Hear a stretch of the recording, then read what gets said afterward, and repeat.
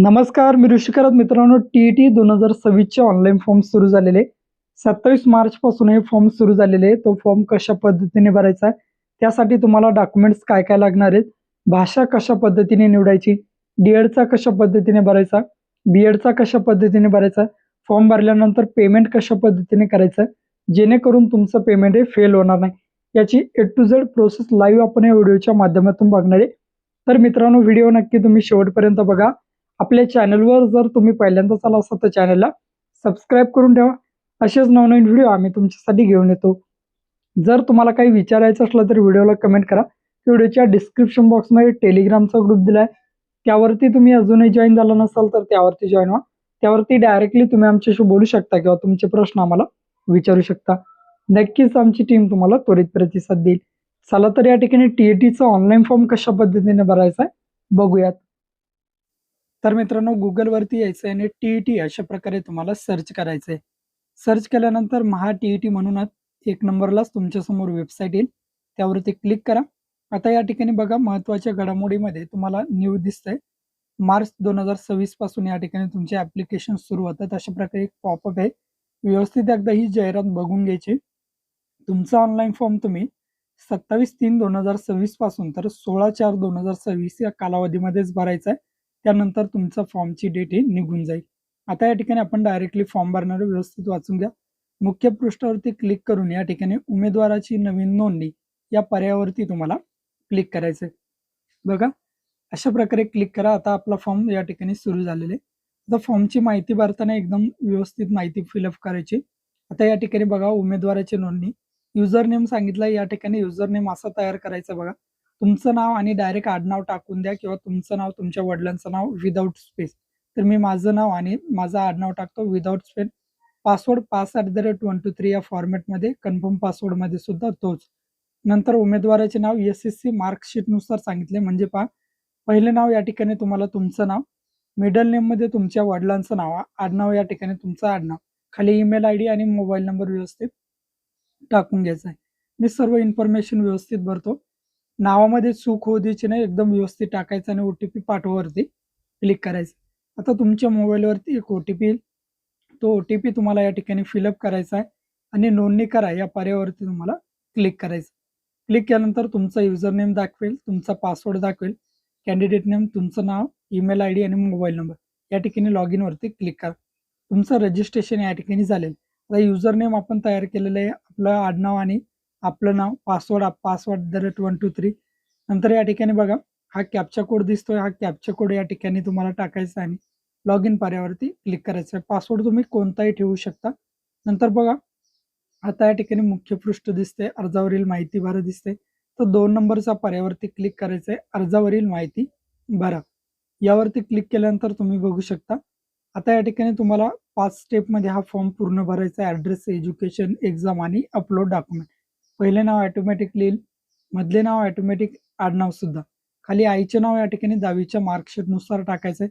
नंतर विचारलंय नावात बदल आहे का? असेल तर येस करायचं, नसेल तर डायरेक्ट नो करायचं.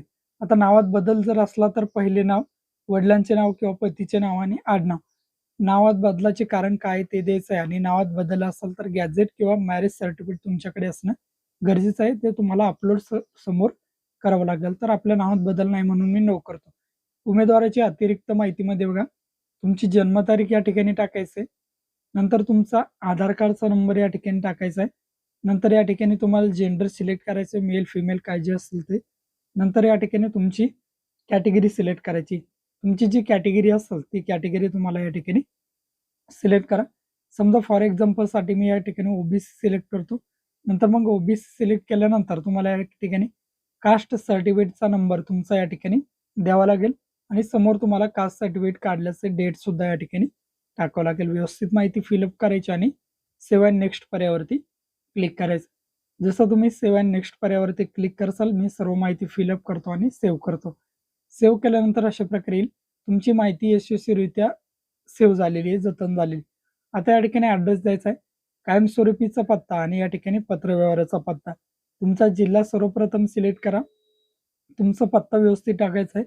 राहणार कुठले, पोस्ट कोणता आहे, तालुका कोणता आहे तुमचा, स्टेट कोणतं, तर ऑटोमॅटिकली येईल.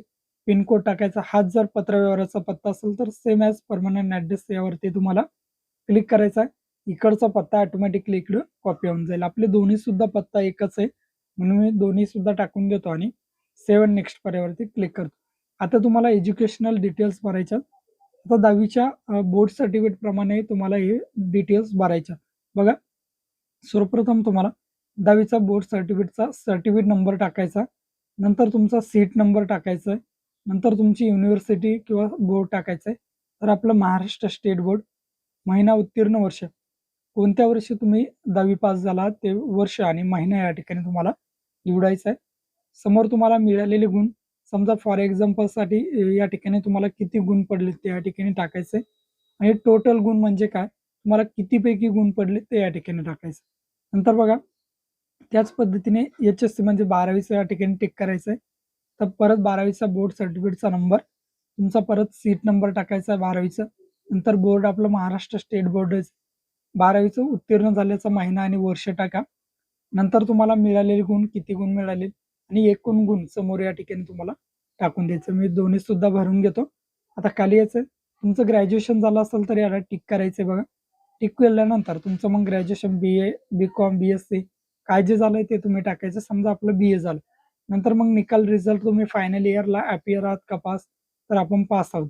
नंतर बोर्ड किंवा युनिव्हर्सिटीचं नाव टाकायचं. समजा यशवंतराव चव्हाण ओपन युनिव्हर्सिटी असेल. नंतर परत मिळालेले गुण, परत एकूण गुण, या पद्धतीने तुम्हाला ही माहिती फिलअप करायची. त्याच पद्धतीने जर तुमचं पोस्ट ग्रॅज्युएशन झालं असेल, MA झालं असेल, MSc झालं असेल, MCom झालं असेल, काय जे तुम्ही या ठिकाणी टाकू द्या. नंतर MA, समजा MA झालंय, मग कोणती युनिव्हर्सिटी, मिळालेले गुण किती, टोटल गुण किती, या पद्धतीने तुम्हाला ही माहिती फिलअप करायची. आता खाली यायचं आहे.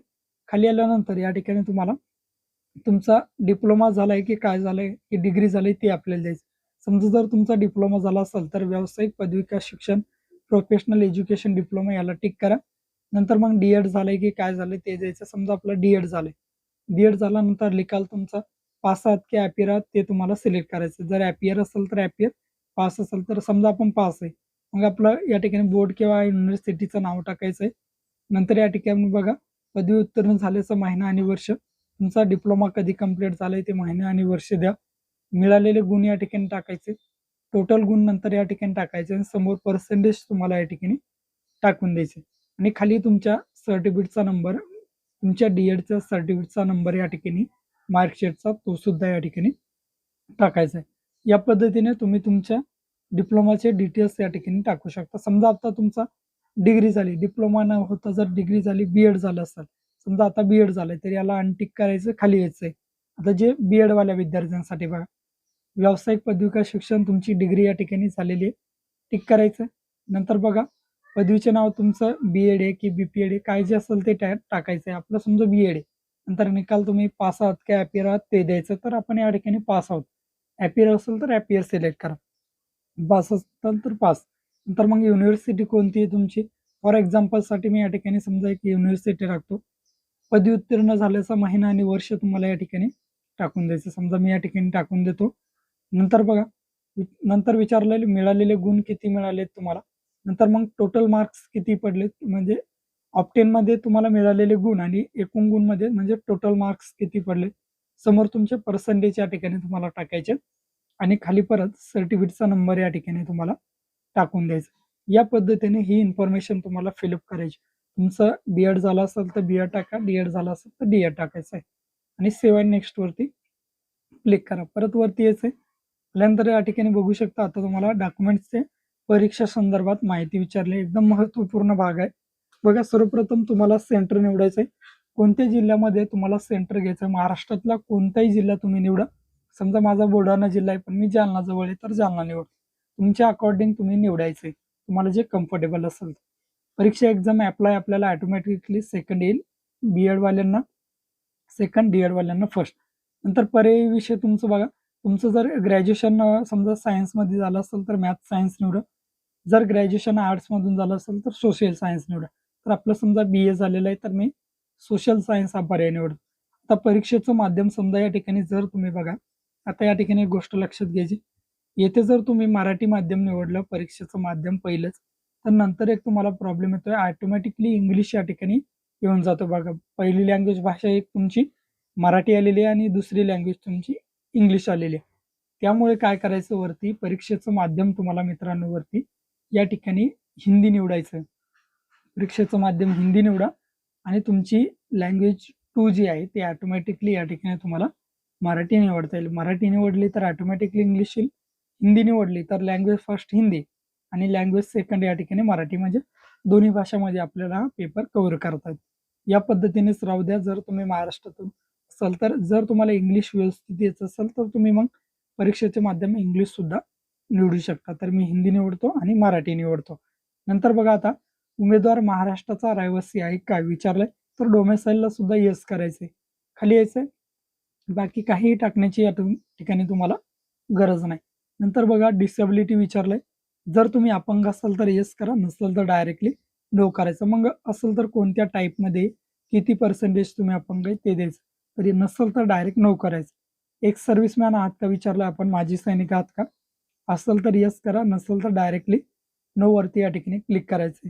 आपण नो करतो. नंतर बघा, तुम्ही शहीद कुटुंबातील समजा कुटुंबाचे जे सैनिक आहेत, सैनिकाचे पती किंवा त्यांच्या कुटुंबातील व्यक्ती आहात का, असेल तर द्यायचं, नसेल तर नाही द्यायचं. गैरप्रकाराबाबत या ठिकाणी एक कन्सल्ट आलेला आहे, त्याला सुद्धा टिक करून द्यायचं की बाबा मी या अगोदर कोणत्याही परीक्षेमध्ये या ठिकाणी गैरप्रकार वगैरे केलेला नाही, अशा प्रकारे टिक करून द्यायचं तुम्हाला. खाली यायचंय. खाली आल्यानंतर तुम्हाला या ठिकाणी ट्विन्स बद्दल विचारलेलं आहे बघा. तुम्हाला विचारलंय की इन्फॉर्मेशन अबाउट ट्विन्स. जर तुम्ही जुळे भावंड वगैरे जर असाल तर येस करायचं, नसेल तर डायरेक्ट नो करायचंय. खाली यायचंय. खाली आल्यानंतर बघा, उमेदवार शिक्षण क्षेत्रातील असलेली माहिती.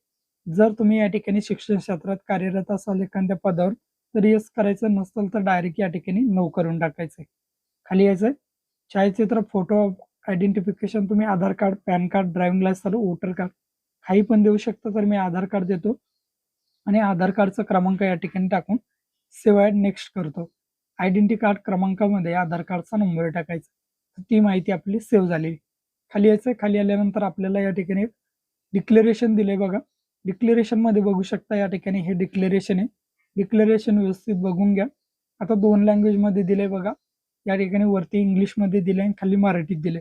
तुम्ही कोणत्याही एका लँग्वेज मध्ये यातलं इथून तर इथपर्यंतचा हा जो पार्ट आहे, हा पार्ट तुम्हाला या ठिकाणी एका कागदावरती स्वहस्ताक्षरात लिहायचा आहे आणि तो समोर अपलोड करायचा. कसं ते सुद्धा समोर सांगतो बघा. या ठिकाणी काय होता, छायाचित्र अपलोड करायचे आहेत आपल्याला. फोटोग्राफ 17 ते 51 केबीच्या दरम्यान JPG फॉर्मॅटमध्ये अपलोड करायचं आहे. पाठीमागचं बॅकग्राऊंड फोटोचं होता येईल तोपर्यंत फाईट ठेवायचं. सिग्नेचर सुद्धा 17 ते 51 केबी JPG फॉर्मॅटमध्ये. ओळखीचा पुरावा PDF मध्ये 30 ते 500 केबीच्या दरम्यान आणि 17 ते 500 केबीच्या दरम्यान तुमचं स्वहस्ताक्षर, की हे जे तुम्हाला एवढं मटेरियल दिसतं या ठिकाणी, हे तुम्हाला एका कागदावर लिहायचं आहे आणि ते त्या ठिकाणी अपलोड करायचं. आता ज्यांचं मॅरेज, लग्न वगैरे झालं असेल त्यांना नवीन पर्याय सुद्धा या ठिकाणी ओपन होतो. मी 4 सुद्धा डॉक्युमेंट अपलोड केलेले बघा. फोटो केलाय, सिग्नेचर केलाय, माझं आधार कार्ड केलाय आणि ते स्वहस्ताक्षर डिक्लेरेशन सुद्धा अपलोड केलंय. या पद्धतीने तुम्हाला सर्व इन्फॉर्मेशन व्यवस्थित फिलअप करायचे आणि अपलोड करायचे. आपले 4ही डॉक्युमेंट अपलोड केलेत. खाली यायचंय. एक कन्सर्ट दिसतंय त्याला टिक करायचं आहे आणि शॉप प्रिव्ह्यू वरती या ठिकाणी क्लिक करा. तुमच्या फॉर्मचा प्रिव्ह्यू येईल समोर. व्यवस्थित तुमचा फॉर्म चेकआउट करायचा आहे. दिलेली सर्व माहिती बरोबर आहे का, यामध्ये जर काही चूक झाली असेल तर अजूनही तुम्ही एडिट ॲप्लिकेशनवरती क्लिक करून तुमच्या कोणत्याही माहितीमध्ये बदल करू शकता. आणि जर सर्व इन्फॉर्मेशन बरोबर असेल तर प्रोसीड टू पेमेंट या पर्यायावरती तुम्हाला क्लिक करायचं. क्लिक केल्यानंतर तुमचं पेमेंट या ठिकाणी दाखवलं जाईल, आपली लँग्वेज वगैरे सर्व, आणि तुम्हाला परीक्षा शुल्क भरा यावरती तुम्हाला क्लिक करायचं आहे. तर त्यावरती जसं तुम्ही क्लिक करसाल होयवरती क्लिक करा. क्लिक केल्यानंतर तुमचं पेमेंटचं पेज रिडायरेक्ट होईल. तुम्ही नेट बँकिंग QR कशानेही पेमेंट करू शकता. तर मी नेट बँकिंगने करतो. तुम्ही QR कोड किंवा UPI ने सुद्धा करू शकता. नेट बँकिंग वरती क्लिक करून SBI क्लिक करा आणि मेक पेमेंट वरती या ठिकाणी तुमची जी बँक असेल ती सिलेक्ट करून तुम्हाला पेमेंट वरती क्लिक करायचं आहे. तर मी या ठिकाणी फॉर एक्झाम्पलसाठी बँक निवडतो आणि माझं पेमेंट या ठिकाणी कन्फर्म करायचं आहे आणि पेमेंट तुम्हाला या ठिकाणी करायचं. युअर पेमेंट वॉज सक्सेसफुली आलेलं आहे. तुमची पेमेंटची रिसिप्ट सुद्धा जनरेट झालेली आहे. आता तुमचं फॉर्म भरणं झालेलं आहे. तुमच्या पेमेंटची या तुम्हाला प्रिंट काढून ठेवायची, Ctrl P दाबून. परत या ठिकाणी मुख्य पृष्ठावरती या. लॉग इन करून घ्यायचं आहे आणि या ठिकाणी अर्ज डाउनलोड करावर डाउनलोड ॲप्लिकेशनवरती क्लिक करा. अशा पद्धतीने तुमचं फॉर्म या ठिकाणी डाउनलोड झालेलं आहे. व्हिडिओ आवडल्यास व्हिडिओला लाईक आणि चॅनलला सबस्क्राईब